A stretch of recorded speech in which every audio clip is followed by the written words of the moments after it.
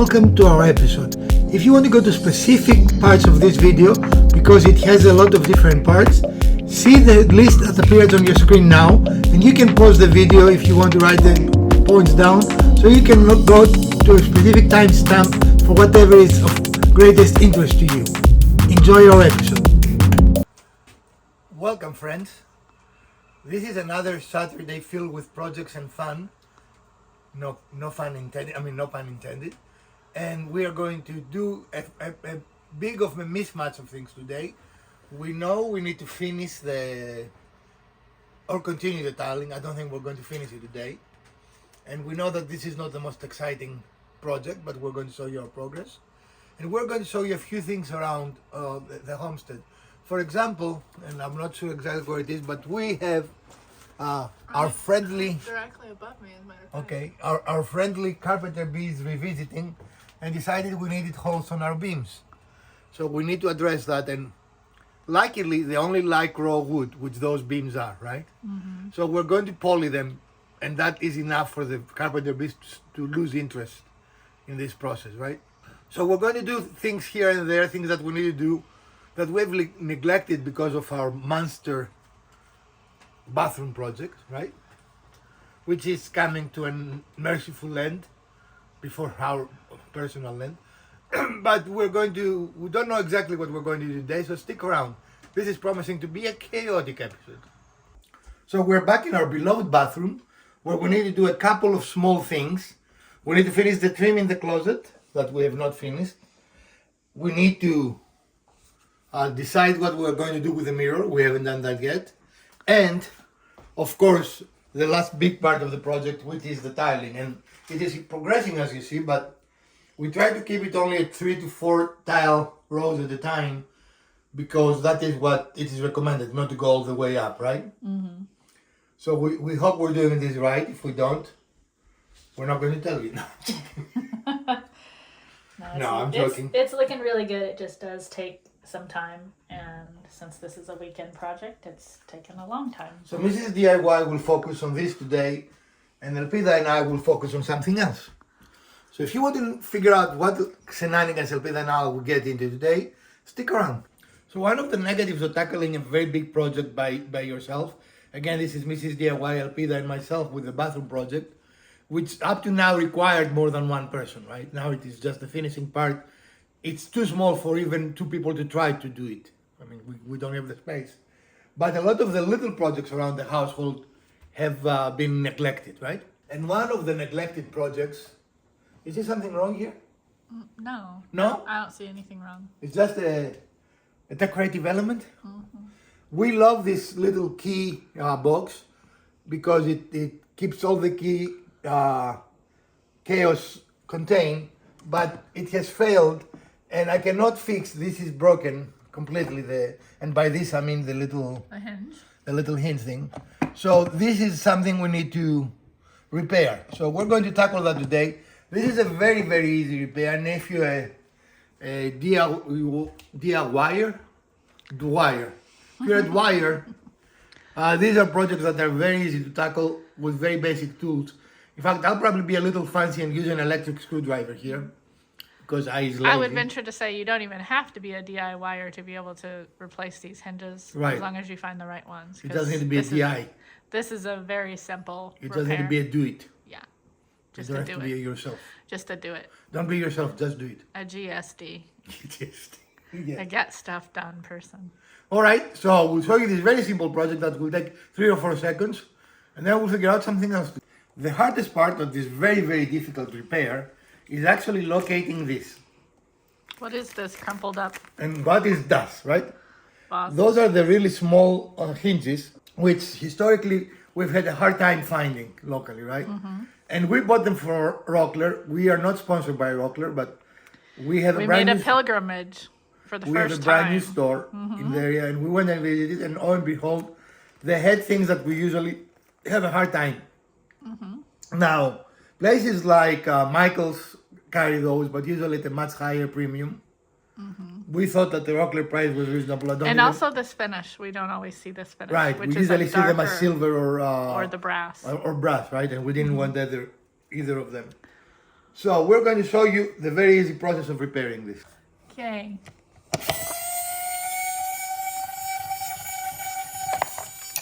You don't have to have a electric screwdriver to do this, but if you're lazy, it's helpful. Okay, well the door just fell off. There we go. Let's go ahead and take the other hinge part off. Okay, we'll not subject them to that. So Go ahead. You're gonna subject. But we're going to lose all the screws if we do it this way.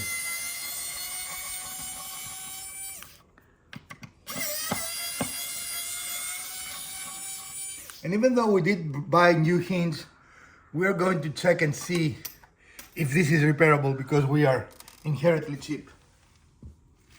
Oh, where did it go?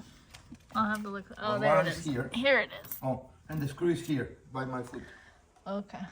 And by the way, if you do it right, you're going to drop screws. One of them. Did you get the other one? No. So we'll find the other screw, which is riveting, but we're going to keep it Yes. for our Okay. Patreons. Yep. When you spend half an hour looking for a screw that remain attached to your hinge, you know, this is the fun. But we found it. We'll find out we have all screws, Okay. which we may not need. And so what's next? Next, we're going to see, we see the pin still on the door, not on the door, on the half hinge. hinge. So we're going to see if it is repairable. Even if it is, it might not worth repairing since we have the parts too, you know, and Yeah. it will come back again. But let's see. Upon close investigation, we see that the pin is still attached, but the hinge itself has opened. And we can reattach it, but of course it will come off again. So we need to secure a pair of needle nose pliers and reclose This piece and this. the two open parts of the hinge. Or does it worth just replacing since we have the other hinge? I don't know. I don't know. Let's see what happens. Of course, if we didn't have more hinges, it would not be repairable. Right. Of course. With our pliers secured, we are looking at fixing the hinge. Again, if you do not have replacement hinges, this will never be something that you will find. It will be completely destroyed, right? Right. If you have replacement hinges, then it will be very fixable. It's gonna come out of. Haha, you always fuss for me for doing that. Stop I just was- moving things around. And I announced it as you were interrupting me. So. Now the foot is on the other shoe. Yes, it certainly is. The foot is on the other shoe. What is the expression? The shoe is on the other foot. Mine You had it, but it was sort of a dyslexic version. Mine version is better. So here, don't go crazy. Use the pliers to gently convince the hinge to operate again. Yeah, and so basically what I'm doing is taking this piece of metal here and there and folding them back inside so that they surround the pin. Because that was the issue, is that they had come out and the pin was able to move freely, and that's why the hinge this came is- apart. I'm sorry. And this is an instance in which us using the camera help us because it sheds light on the issue. Yeah. Okay. So technically we could reinstall this. And if we need to replace the hinges, we can because we have them. Yeah. And we are starting the reassembly process. And a little tip here is put one screw on each of the hinges, which is enough to hold the door. Why So- is the light not on? It's not being helpful to me right now. I don't know. Because, who knows? Who knows? Okay. So now, because I'm not left-handed, put that in. There we go. So all the screws are on or just two? I only have the two. Okay. I just had to get them secure enough. And you see here our fleet key, you know, because that's how we roll. We have a lot of vehicles. Right now we have 2 electric and 5 ice cars.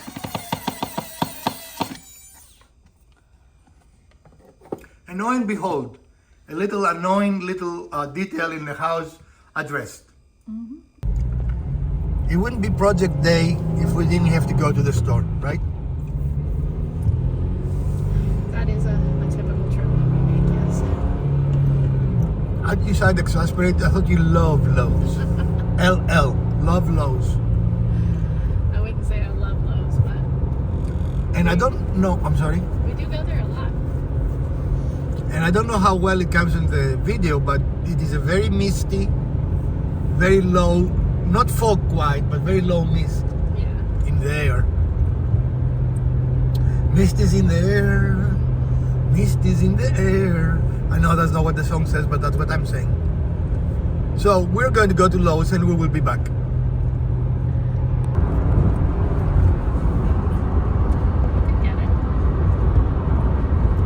As you can see, we drive our cars, right? Yeah. And to those EV haters, we still drive ICE cars. And are you speeding there, Chicky? No. Whoa! Sorry, we gave you a concussion there, but I am observing the traffic and following along with them. I see. As you can see right now, I'm working extremely hard. We just came back from... Hey, this is not that kind of video.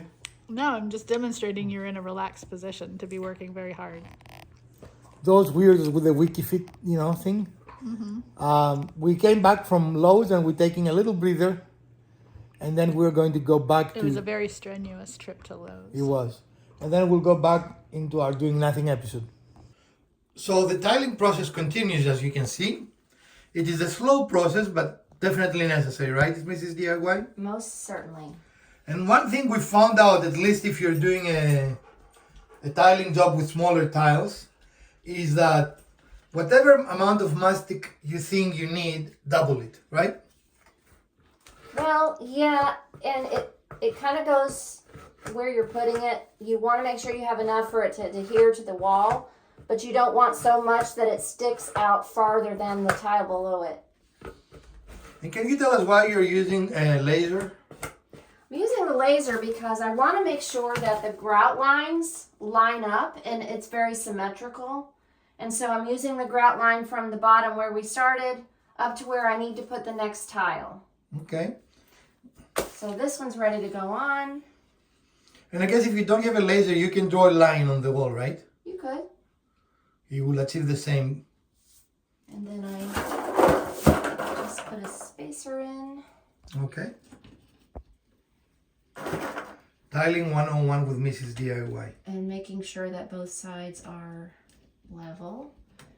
And you want to push down just to make sure that you close the gap as much as it needs to be closed, that you're on your line, and then you simply press towards the wall. Not hard because you don't want to squeeze the mastic out, but just enough for it to hold itself up.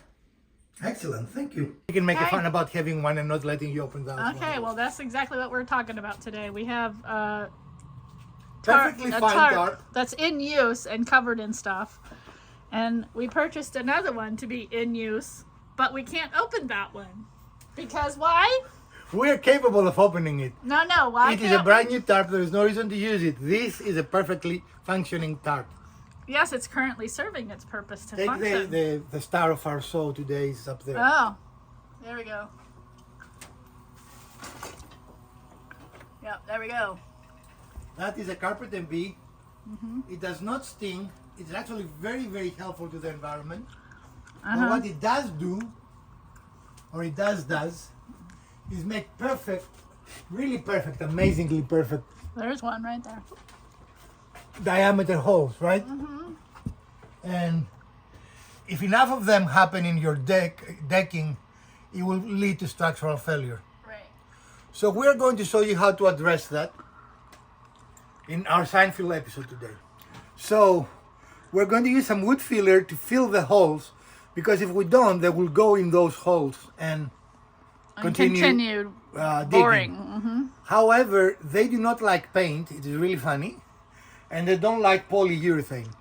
So we're going to first look for any holes. When we find them, that we will fill them, and then we will poly the whole thing. So this is an amazingly transformative project because it will look exactly like it looks now when we're done with it. This is going to be exciting. Stick around. And here is our perfect hole, and it's literally perfect, right? You cannot use the best drill bit and make this. Make sure our putty's coming out. It's a little... It's, we're going to have to pause. Okay, we have to pause. Because this doesn't want to come out. Okay, we're going to pause and put water in our putty. You're cheap. You actually do not throw away patty that you should throw away because it's old. What you do is you destroy the bottle, the opening, and then you have access to really nice and fresh patty, right? Well, Do we need water?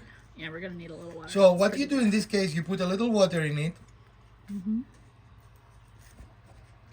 and that will make it more pliable. Yeah. So, One of the ways you know you have carpenter bees, they make this very fine dust that will be all over the place, and that's what Elpida used to locate the next hole. the next hole. And I know that looks very familiar to what you see in the shop, but this is not the shop. This is the deck. Right. So. And that's another, and that looks like it is a bigger one, right? And I know we have another one over there. So we'll look around again. We thought that was an interesting discovery, but we'll look around and show you any more we find. So we just wanted to show you, this is one of the holes that we had filled earlier, and we allowed it to dry, so the putty is now dry.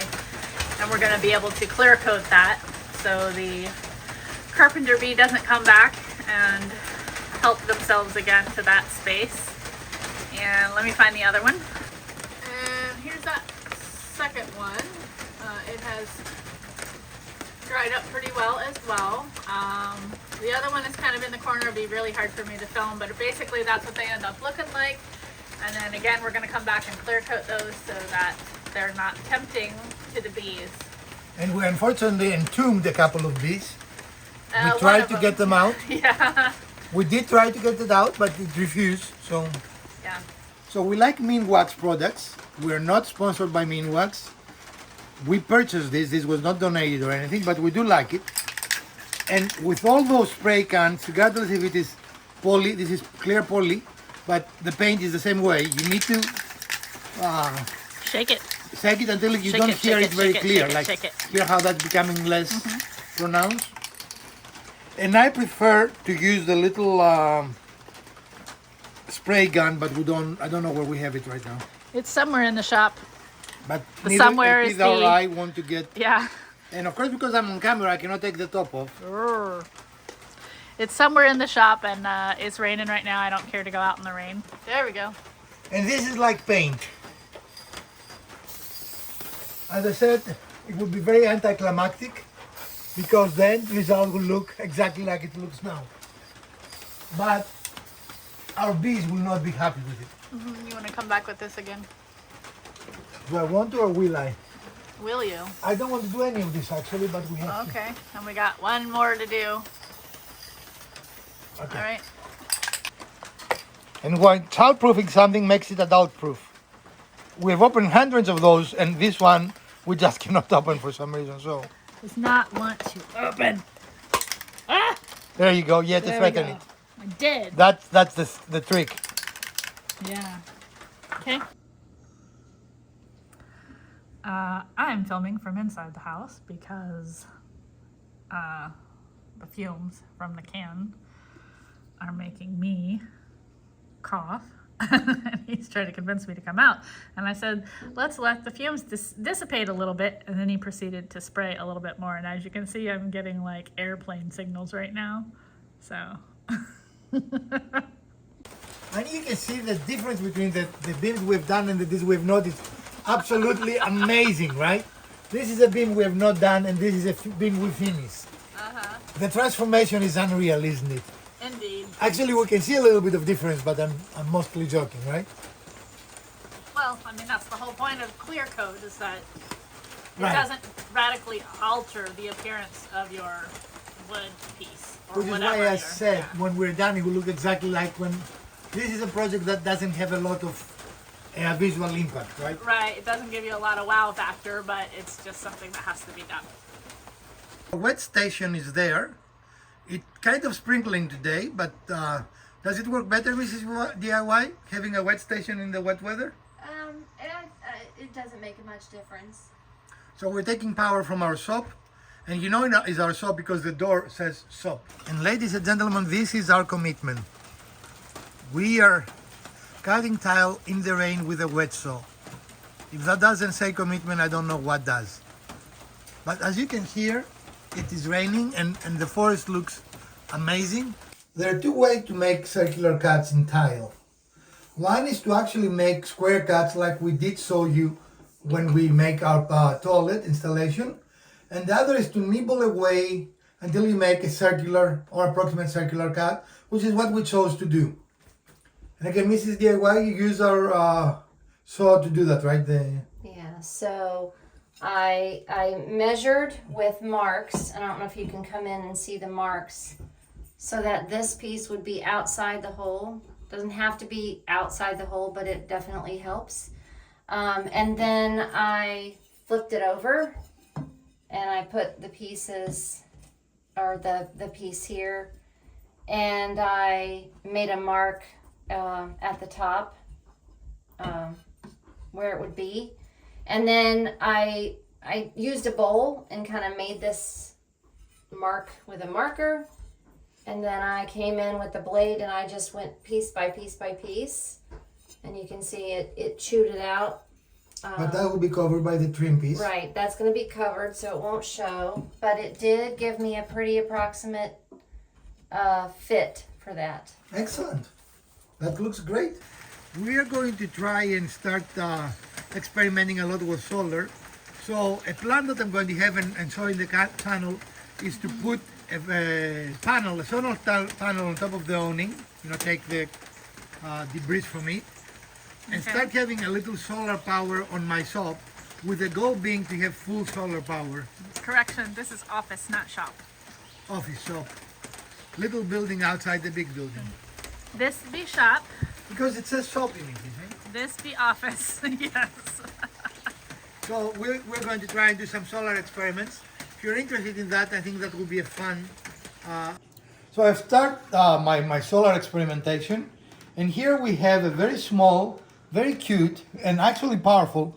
This is a 200 watt inverter that transforms 12 DC or 24 DC into either 120 or USB, right? And for our demonstration, we're not going to really run anything, and we'll show you if this is powered, it's going to turn a nice blue light here. And we're going to show you the usefulness of this, how you can run a lot of different equipment, AC or DC, from a battery. The critical component when you use inverters is that they are very sensitive to polarity, right? You have to connect them to a battery, and it has to be correct. So you need to make sure that negative goes to negative and positive to positive. And you can see we have blue. We Can have you see it? we have green and blue. Green Where's on the green? on the inverter and blue Oh, I on cannot your, see the inverter. So. Yeah, so the green on the inverter is right here, and then the blue on the power strip. So this again is an experiment. This is not how it's going to look in our shop, and I'm definitely going to use a solar panel to charge a couple of batteries like this. These are designed for solar systems. Expert Power did not send me this.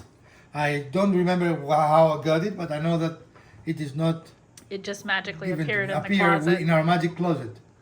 We have magic places in the house. So you're going to see more experiments related to solar and independent power support in the future. So as you can see, we're using our laser to ensure that we stay nice and true. The human eye has an amazing ability to follow a straight line or know when a line is not straight. An amazing ability. An amazing ability. Yeah, it is very easy to notice irregularities. And as you can see, we're almost halfway through, and it starts looking really good. Again, as Mrs. DIY said, that will be covered with trim, so you will never see it.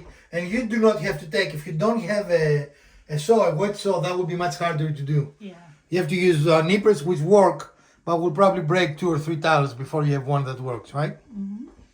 So we're moving along. The next fun part will be the alcoves that Mrs. DIY have different plans for.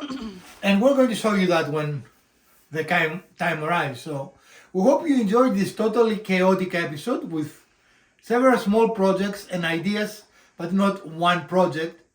But this is also the reality of DIY. I mean, having done fantastic English. Having done doing. The fact that I have PhD is embarrassing right now, right? Having really diverted all our attention to this project meant that a lot of little other projects were not getting done around the household again. Full-time jobs and etc. This is not something we do every day, and most DIYers will be that way. So because we had to divide our time, things like the key, the little key box that has happened the last couple of weeks have been left to fester, something that drives Mrs. DIY and me insane. So today we wanted to show you the other side of DIY, not a project per se, but the versatility of fixing things. Don't know if that makes any sense. What do you have to add there, Peter? As a DIYer, you tackle things that otherwise you might have to call someone to do. Oh, right. And everything that we have to do, to fix, to address is not all project worthy, meaning it's not a full episode for terms of the channel, but they're little bitty things that have to be done around the house and they have to be taken care of. It's part of your general maintenance of owning a home, of, just owning objects in general. Sometimes you can repair them. So, or even what we saw with the carpentry protection, there is no visual difference. When we're done with the poly, we cannot show you anything. There's nothing to see, right? Right. But it is an important project because while those creatures are harmless to humans, they can do a lot of damage to structures, right? Mm-hmm. So you don't want to let them be, unfortunately. I'm sad that we end up killing one by encasing in there because I don't really want to kill them, but we have to protect our structure. So that is the downside. We hope you enjoyed this Seinfeld-like episode, an episode about nothing. And if you did, we will appreciate a thumbs up. If you didn't, smack the other button twice. Share, like, subscribe. Let us know, do you like chaotic episodes like that or you prefer just projects? From Professor DIY, Mrs. DIY and Elpida, let's fix stuff.